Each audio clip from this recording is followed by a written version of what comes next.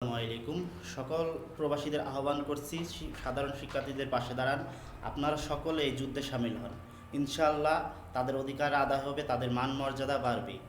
তারাই আগামী বাংলাদেশের ভবিষ্যৎ, তারাই বাংলাদেশ আগামী।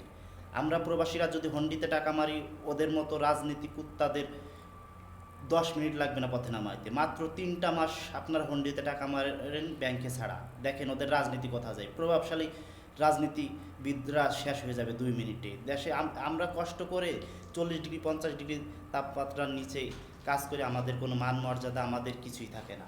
আমরা দেশে গিয়ে কোনো অধিকারই পাই না। আর কষ্ট করে টাকা দেশে পাঠায় এই শহুরে বাচ্চা রাজনীতিবিদরা দেশের টাকা বাইরে পাচার করে। দেহার কিছুই নাই।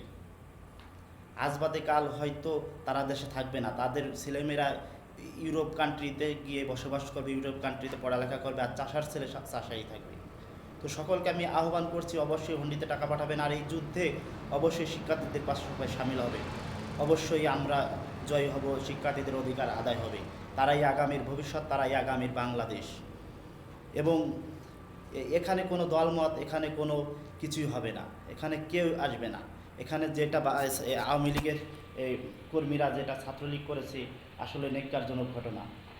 এখানে কোনো দল মোতাবেক নেই, এখানে তারা কোঠা আন্দোলন করছে, এখানে ছাত্রলীগ সব দল মিলে, কিন্তু ছাত্রলীগের কিছু মাননীয় প্রধানমন্ত্রীর উস্কানির কথাই আজ তারা আক্রমণ করছে সাধারণ শিক্ষার্থীদের উপরে। আজকে যদি আপনার মা বোন হইতো, কীভাবে এইভাবে কুত্তার মতো পিটাতে পারতেন, কুত্তার মতো জখম করতে পারতেন? কখনো পারতেন না। মনে করেন এটা আপনার গুণ, আপনি কখনো তাকে মারতে পারতেন না। কিন্তু আপনারা গতকাল 15 জুলাই যেই কাজটা করেছেন, খুবই নেককারজনক ঘটনা।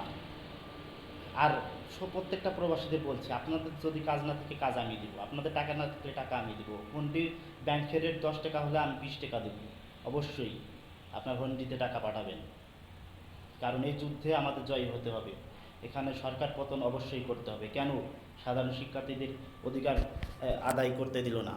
কেন? সঙ্গ দিলে সঙ্গী, সঙ্গ না দিলে জঙ্গি। যদি চাও অধিকার, হয়ে যাবা রাজাকার। কেন রাজাকার হবে? মেধা মেধা থাকতেও তারা চাকরি পাচ্ছে না।